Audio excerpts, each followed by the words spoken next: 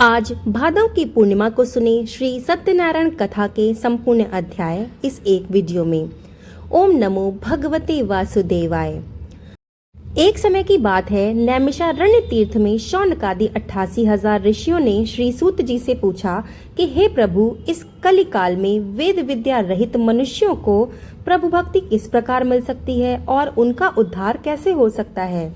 हे मुनिश्रेष्ठ, आप कोई ऐसा तप बताइए जिससे थोड़े समय में ही पुण्य मिल सके और मन वांछित फल मिल जाए।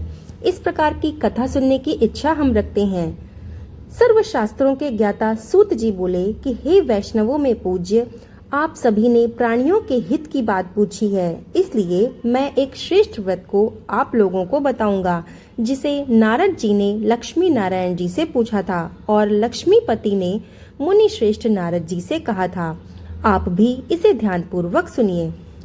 एक समय की बात है, योगी राज नारद जी दूसरों के हित की इच्छा रखने के लिए अनेकों लोकों में घूमते घूमते मृत्युलोक में आ पहुँचे। यहाँ उन्होंने अनेक योनियों में जन्मे सभी प्राणियों को अपने कर्मों द्वारा अनेकों दुखों से पीड़ित देखा। उनका दुख देख नारद जी सोचने लगे कि ऐसा कौन सा यत्न किया जाए जिसके करने से निश्चित रूप से मानव के दुखों का अंत हो जाए। इसी विचार का मनन करते हुए वो विष्णु लोक गए। वहाँ वो देवों के ईश नारायण की स्तुति करने लगे, जिनके हाथ में शंख चक्र और गदा व पद्म थे। गले में वो वरमाला पहने हुए थे। उनकी स्तुति करते हुए नारद जी बोले कि हे भगवान, आप अत्यंत शक्ति से संपन्न हैं। मन तथा वाणी भी आपको पा नहीं सकती। आपका न ही आदि है, न मध्य और न ही आपका अंत है। निर्गुण स्वरूप सृष्टि के कारण भक्तों के दुख को दूर करने वाले हैं। आपको मेरा नमस्कार है। नारद जी की स्तुति सुन भगवान विष्णु बोले कि हे मुनि श्रेष्ठ, आपके मन में क्या बात चल रही है? आप किस प्रयोजन से यहाँ पधारे हैं? कृपा करके निसंकोच कहें। इस पर नारद मुनि कहने लगे कि मृत्युलोक में अनेकों योनियों में जन्मे मनुष्य अपने कर्मों के द्वारा अनेकों दुखों से दुखी हो रहे हैं। हे भगवान, आप मुझ पर दया रखते हैं तो मुझे ऐसा प्रयास बताइए जिसके करने से थोड़े समय में ही मनुष्य अपने दुखों से छुटकारा पा जाए। तब श्री हरि बोले कि हे नारद, मनुष्यों की भलाई के लिए तुमने बहुत ही अच्छी बात पूछी है, जिसके करने से मनुष्य मोह से छूट जाता है। वो बात मैं तुमको कहता हूँ, सुनो। स्वर्ग लोक व मृत्यु लोक दोनों में एक दुर्लभ उत्तम व्रत है जो पुण्य देने वाला है। आज प्रेमवश होकर मैं वो व्रत तुमसे कहता हूँ। श्री सत्यनारायण भगवान का ये व्रत अच्छी तरह विधि विधान पूर्वक करने से मनुष्य तुरंत ही यहाँ सुख भोग कर मरने पर मोक्ष को प्राप्त होता है। श्री हरि के वचन सुनकर नारद जी बोले कि उस व्रत का क्या फल है और उसका क्या विधान है। ये व्रत सबसे पहले किसने किया था और इस व्रत को किस दिन करना चाहिए, ये सारी चीजें हमें विस्तार पूर्वक बताएं। नारद जी की बात सुनकर श्री हरि बोले कि दुख व शोक को दूर करने वाला, ये सभी स्थानों पर विजय दिलाने वाला व्रत है। मानव को भक्ति व श्रद्धा के साथ शाम को श्री सत्यनारायण भगवान की पूजा धर्मपरायण होकर ब्राह्मणों व बंधुओं के साथ करनी चाहिए। भक्ति भाव से ही नैवेद्य, केले का फल, घी, दूध और गेहूं का आटा सवाया लें। गेहूं के स्थान पर साठी का आटा, शक्कर तथा गुड़ लेकर सभी भक्षण योग्य पदार्थों को मिलाकर भगवान का भोग लगाएं। ब्राह्मणों सहित बंधु बांधवों को भोजन कराएं। उसके बाद स्वयं भी भोजन करें। भजन कीर्तन करने के साथ भगवान की भक्ति में लीन हो जाएं। इस तरह से सत्यनारायण भगवान के व्रत को करने पर मनुष्य की सारी इच्छाएं निश्चित रूप से ही पूरी होती हैं। इस कलिकाल अर्थात कलयुग में मृत्युलोक में मोक्ष पाने का यही सरल उपाय बताया गया है। यहाँ पर सत्यनारायण कथा का प्रथम अध्याय समाप्त होता है। अब सुनते हैं सत्यनारायण कथा का दूसरा अध्याय। श्री सूत जी कहते हैं कि हे ऋषियों, जिसने पहले समय में इस सत्यनारायण व्रत कथा को किया था, उसका इतिहास मैं तुमसे कहता हूँ, सुनो। सुंदर काशीपुरी नगरी में एक अत्यंत निर्धन ब्राह्मण रहता था। भूख प्यास से परेशान वो धरती पर घूमता रहता था। ब्राह्मणों से प्रेम करने वाले भगवान ने एक दिन ब्राह्मण का वेश धारण किया और उससे जाकर पूछा कि हे विप्र, नित्य दुखी होकर तुम पृथ्वी पर इस तरीके से क्यों घूमते रहते हो। दीन ब्राह्मण बोला कि मैं ब्राह्मण हूँ और निर्धन हूँ, भिक्षा के लिए धरती पर घूमता रहता हूँ। हे भगवान, यदि आप इसका कोई उपाय जानते हो तो बताइए। वृद्ध ब्राह्मण कहता है कि सत्यनारायण भगवान मनवांछित फल देने वाले हैं, इसलिए तुम उनका पूजन करो। इसे करने से तुम मनुष्य के सभी दुखों से मुक्त हो जाओगे। वृद्ध ब्राह्मण बनकर आए सत्यनारायण भगवान उस निर्धन ब्राह्मण को सारा व्रत का विधान बताकर वहां से अंतर ध्यान हो गए। ब्राह्मण मन ही मन ये सोचने लगा कि जिस व्रत को वृद्ध ब्राह्मण करने को कह गया है, मैं उसे जरूर ही करूंगा। ऐसा निश्चय करने के बाद उसको पूरी रात नींद नहीं आई और वो सवेरे उठकर सत्यनारायण भगवान के व्रत का निश्चय कर भिक्षा के लिए चल दिया। उस दिन निर्धन ब्राह्मण को भिक्षा में बहुत अधिक धन मिला, जिससे उसने बंधु बांधवों के साथ मिलकर श्री सत्यनारायण भगवान का व्रत संपन्न किया और भगवान सत्यनारायण का व्रत संपन्न करने के बाद वो निर्धन ब्राह्मण सभी दुखों से छूट गया और अनेक प्रकार की संपत्ति से वो युक्त हो गया। उसी समय से ये ब्राह्मण हर माह इस व्रत को करने लगा। इस तरह से सत्यनारायण भगवान के इस व्रत को जो भी मनुष्य करेगा वो सभी प्रकार के पापों से छूटकर मोक्ष को प्राप्त होगा।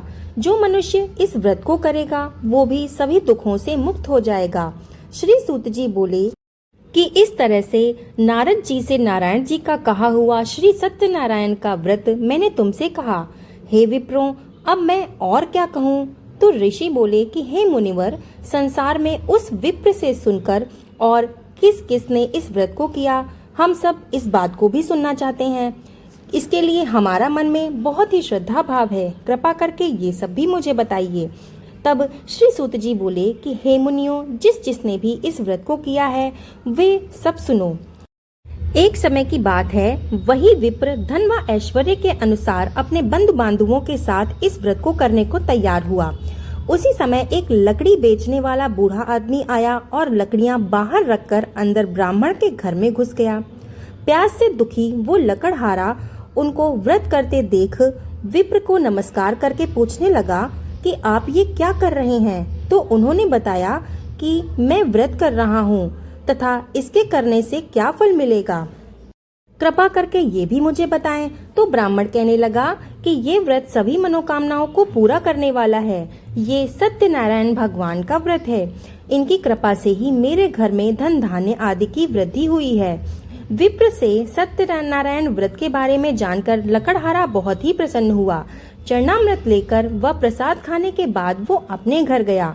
लकड़हारे ने अपने मन में संकल्प किया कि आज ही वो लकड़ी बेचने से जो भी धन मिलेगा उसी से सत्यनारायण भगवान जी का उत्तम व्रत वो करेगा। अपने मन में यही विचार लेकर वो बूढ़ा आदमी सिर पर लकड़ियां रखकर उसी नगर में बेचने गया जहां धनी लोग ज्यादा रहते हैं। उस नगर में उसे अपनी लकड़ियों का दाम पहले से 4 गुना अधिक मिलता है। बूढ़ा बहुत प्रसन्नता के साथ दाम लेकर केले, शक्कर, घी, दूध, दही और गेहूं का आटा ले और सत्यनारायण भगवान के व्रत की अन्न सामग्रियां लेकर अपने घर गया। वहां उसने अपने बंधु बांधवों को बुलाकर विधि विधान पूर्वक सत्यनारायण भगवान का पूजन और व्रत संपन्न किया। इस व्रत के प्रभाव से वो बूढ़ा लकड़हारा धन, पुत्र आदि से युक्त होकर संसार के समस्त सुख भोग कर अंत में वैकुंठ धाम को गया। बोलिए श्री सत्यनारायण भगवान की जय। श्री सत्यनारायण का दूसरा अध्याय भी यहाँ पे समाप्त हुआ। अब सुनते हैं श्री सत्यनारायण व्रत कथा का तीसरा अध्याय। श्री सूत जी कहते हैं कि हे मुनि श्रेष्ठ, अब आगे की कथा मैं तुमसे कहता हूँ। पहले समय में उल्कामुख नाम का एक बुद्धिमान राजा हुआ करता था।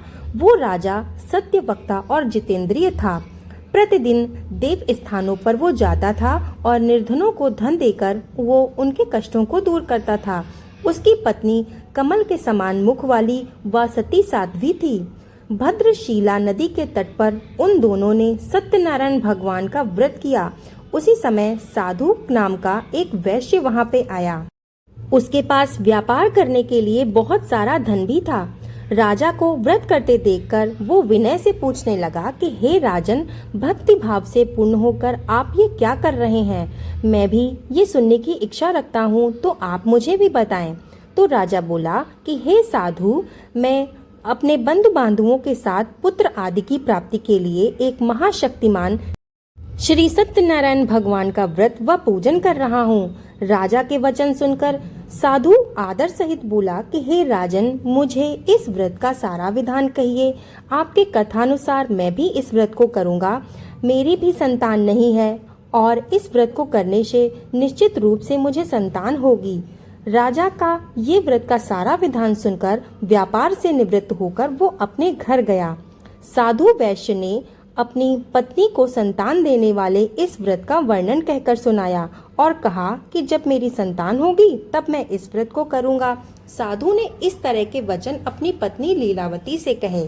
एक दिन लीलावती पति के साथ आनंदित होकर सांसारिक धर्म से निवृत्त होकर सत्यनारायण भगवान की कृपा से गर्भवती हो गई। 10वें महीने में उसने एक सुंदर कन्या को जन्म दिया। दिनों दिन वो ऐसे बढ़ने लगी जैसे कि शुक्ल पक्ष का चंद्रमा बढ़ता है। माता पिता ने अपनी कन्या का नाम कलावती रखा। एक दिन लीलावती ने मीठे शब्दों में अपने पति को याद दिलाया कि आपने सत्यनारायण भगवान के जिस व्रत को करने का संकल्प किया था उसको करने का समय अब आ गया है, तो कृपा करके इस व्रत को करिए। साधु बोला कि हे प्रिय, इस व्रत को मैं उसके विवाह पर करूँगा। इस प्रकार अपनी पत्नी को आश्वासन देकर वो नगर की ओर चला गया। कलावती भी वहां रहकर बड़ी हो रही थी और विवाह के योग्य हो रही थी। साधु ने एक बार नगर में अपनी कन्या को सखियों के साथ देखा तो तुरंत ही दूत को बुलाया और कहा कि मेरी कन्या के योग्य वर देखकर आओ। साधु की बात सुनकर दूत कंचन नगर में पहुंचा और वहां देखभाल कर लड़की के सुयोग्य वाणिक पुत्र को ले आया। सुयोग्य लड़के को देख साधु ने बंधु बांधवों को बुलाकर अपनी पुत्री का विवाह करा दिया। लेकिन दुर्भाग्य की बात यह है कि साधु ने अभी भी श्री सत्यनारायण का व्रत नहीं किया था। इस पर सत्यनारायण भगवान क्रोधित हो गए और उन्होंने श्राप दिया कि साधु को अत्यधिक दुख मिले। अपने कार्य में कुशल साधु बनिया जमाई को लेकर समुद्र के पास स्थित होकर रत्नासारपुर नगर में गया। वहां जाकर दामाद ससुर दोनों ने मिलकर चंद्रकेतु राजा के नगर में व्यापार करने लगे। एक दिन भगवान सत्यनारायण की माया से एक चोर राजा का धन चुराकर भाग रहा था। चोर ने राजा के सिपाहियों को अपना पीछा करते देख चुराया हुआ धन वहां रख दिया जहां साधु अपने जमाई के साथ ठहरा हुआ था। राजा के सिपाहियों ने साधु वैश्य के पास जाकर राजा का धन पड़ा हुआ देखा तो वो ससुर जमाई दोनों को बांधकर प्रसन्नता से राजा के पास ले गए और कहा कि हम उन दोनों चोरों को पकड़कर ले आए हैं, आप आगे की कार्यवाही करने की आज्ञा दें। राजा की आज्ञा से उन दोनों को कठिन कारावास में डाल दिया गया और उनका सारा धन भी छीन लिया गया। श्री सत्यनारायण भगवान के श्राप से साधु की पत्नी भी बहुत दुखी हुई। घर में जो भी धन रखा हुआ था उसको भी चोर चुरा कर ले गए। शारीरिक तथा मानसिक पीड़ा व भूख प्यास से अति दुखी हो अन्न की चिंता में कलावती ब्राह्मण के घर गई। वहां उसने श्री सत्यनारायण भगवान का व्रत होते देखा, फिर कथा भी सुनी और वो प्रसाद ग्रहण कर वो रात को घर वापस आई। माता ने कलावती से पूछा कि पुत्री, अब तक तुम कहाँ थी? तेरे मन में क्या है? कलावती ने अपनी माता से कहा कि माँ, मैं एक ब्राह्मण के घर में सत्यनारायण भगवान का व्रत देख रही थी। कन्या के ये वचन सुनकर लीलावती भगवान के पूजन की तैयारी करने लगी। लीलावती ने परिवार व बंधुओं सहित सत्यनारायण भगवान का पूजन किया और उनसे वर मांगा कि मेरे पति तथा जमाई शीघ्र घर वापस आ जाएं। साथ ही ये भी प्रार्थना की कि हमने जो भी अपराध किए हैं उनको क्षमा करें। श्री सत्यनारायण भगवान उनके इस व्रत से संतुष्ट हो गए और राजा चंद्रकेतु को सपने में दर्शन दिया कि हे राजन, तुम उन दोनों वैश्य को छोड़ दो। तुमने उनका धन जो लिया है वो भी उन्हें वापस कर दो। अगर तुमने ऐसा नहीं किया तो तुम्हारा सारा राज्य और संतान मैं नष्ट कर दूंगा। राजा को ये सब कहकर वो अंतर्ध्यान हो गए और प्रातःकाल सभा में राजा ने अपना सपना सुनाया और फिर वो बोले कि मणिक पुत्रों को कैद से मुक्त कराकर सभा में ले आओ। दोनों ने आते ही राजा को प्रणाम किया। राजा बहुत ही प्रेम भाव से बोला कि हे महानुभावों, भाग्यवश ऐसा कठिन दुख तुम्हें जो प्राप्त हुआ है उसके लिए मुझे क्षमा करें, लेकिन अब तुम्हें डरने की कोई जरूरत नहीं है। ऐसा कहकर राजा ने उन दोनों को नए वस्त्राभूषण पहनाकर जितना धन उनसे लिया था उसका 2 गुना धन उन्होंने उसे वापस कर दिया और दोनों वैश्य को अपने घर जाने की आज्ञा दी और दोनों वैश्य अपने घर को चल दिए। यहाँ पे तृतीय अध्याय भी संपूर्ण हुआ। बोलिए श्री सत्यनारायण भगवान की जय। अब सुनते हैं सत्यनारायण व्रत कथा का चौथा अध्याय। सूत जी बोले, वैश्य ने मंगलाचार कर अपनी यात्रा आरंभ की और अपने नगर की ओर चल दिए। उनके थोड़ी दूर जाने पर एक दंडी वेशधारी श्री सत्यनारायण जी ने उनसे पूछा कि हे साधु, तेरी नाव में क्या है? अभिवाणी वणिक हंसता हुआ बोला कि हे दंडी, आप क्यों पूछते हो? क्या धन लेने की इच्छा है? मेरी नाव में तो बेलपत्र भरे हुए हैं। वैश्य के इन कठोर वचनों को सुनकर भगवान बोले कि तुम्हारा वचन सत्य हो। दंडी ऐसे वचन कहे वहां से दूर चले गए। कुछ दूर जाकर समुद्र के किनारे बैठ गए। दंडी के जाने के बाद साधु वैश्य ने नित्य क्रिया के पश्चात नाव को ऊंची उठते देखकर अचंभा माना और नाव में बेल पत्ते देखकर वो मूर्छित होकर जमीन पर गिर गया। मूर्छा खुलने पर वो अत्यधिक शोक में डूब गया और तब उसका दामाद बोला कि आप शोक न मनाएं, ये दंडी का शाप है, इसलिए हमें उनकी शरण में जाना चाहिए, तभी हमारी मनोकामना पूरी होगी। दामाद की ये बात सुनकर वो दंडी के पास पहुंचा और अत्यंत भक्तिभाव से उनको नमस्कार करके बोला कि मैंने आपसे जो असत्य वचन कहे थे उनके लिए मुझे क्षमा कर दें। ऐसा कहकर महान शोकातुर होकर रोने लगा। तब दंडी भगवान बोले कि हे वणिक पुत्र, मेरी आज्ञा से बार बार तुम्हें दुख प्राप्त हुआ है, तू मेरी पूजा से विमुख हुआ है। साधु बोला कि हे भगवान, आपकी माया से ब्रह्मा आदि देवता भी आपके रूप को नहीं जानते, तो मैं अज्ञानी कैसे जान सकता हूँ? कृपा करके आप प्रसन्न होइए। मैं अपनी सामर्थ्य के अनुसार आपकी पूजा करूँगा। मेरी रक्षा करो और पहले के समान ही मेरी नौका भर दो। साधु वैश्य के इस भक्ति पूर्वक वचन को सुनकर भगवान प्रसन्न हो गए और उनकी इच्छानुसार वरदान देकर वहां से अंतर्ध्यान हो गए। ससुर जमाई जब नाव पर आए तो वहां पर धन से भरी हुई नाव उन्होंने देखी। फिर वहीं अपने साथियों के साथ सत्यनारायण भगवान का पूजन कर वो नगर की ओर चल दिए। जब नगर के नजदीक पहुंचे तो दूत को अपने घर पर खबर करने के लिए भेज दिया। दूत साधु की पत्नी को प्रणाम करके कहता है कि मालिक अपने दामाद सहित घर के निकट आ चुके हैं और वो यहाँ पे आ रहे हैं। दूत की बात सुनकर साधु की पत्नी लीलावती बड़े हर्ष के साथ सत्यनारायण भगवान का पूजन कर पुत्री कलावती से कहने लगी कि मैं अपने पति के दर्शन करने के लिए जा रही हूँ, तू कार्य शीघ्र ही पूर्ण कर आ जा। माता के ऐसे वचन सुनकर कलावती बहुत प्रसन्न हुई और वो जल्दी में प्रसाद छोड़कर अपने पति के पास चली गई। प्रसाद की अवज्ञा के कारण श्री सत्यनारायण भगवान रुष्ट हो गए और नाव सहित उसके पति को पानी में डुबो दिया। कलावती ने अपने पति को वहां ना पाकर रोती हुई जमीन पर गिर गई। नौका को डूबा हुआ देख व कन्या को रोता देख साधु दुखी होकर बोला कि हे प्रभु, मुझसे तथा मेरे परिवार से जो भूल हो गई है उसे क्षमा करें। साधु के दीन वचन सुनकर सत्यनारायण भगवान प्रसन्न हो गए और आकाशवाणी हुई कि हे साधु, तेरी कन्या मेरे प्रसाद को छोड़कर आई है, इसलिए उसका पति अदृश्य हो गया है। यदि वो घर जाकर प्रसाद खाकर लौटती है तो उसे इसका पति अवश्य ही मिलेगा। ऐसी आकाशवाणी सुनकर घर जाती है और प्रसाद खाती है और फिर आकर अपने पति के दर्शन करती है। उसके बाद साधु अपने बंधु बांधवों सहित श्री सत्यनारायण भगवान का विधि विधान पूर्वक पूजन करता है और इस लोक का सुख भोग कर वो अंत में स्वर्ग लोक को जाता है। यहीं पर चौथा अध्याय भी संपूर्ण हुआ।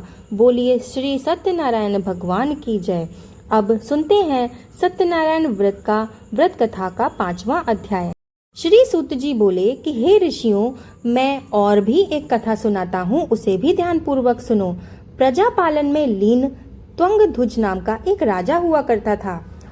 उसने भी भगवान का प्रसाद त्याग कर बहुत ही दुख का पान किया था। एक बार वन में जाकर वन्य पशुओं को मारकर वो बड़ के पेड़ के नीचे आया। वहां उसने ग्वालों को भक्ति भाव से अपने बंधु बांधवों सहित सत्यनारायण भगवान की पूजा करते हुए देखा। अभिमानवश राजा उन्हें देखकर पूजा के स्थान पर ना ही गया और ना ही उसने भगवान को नमस्कार किया।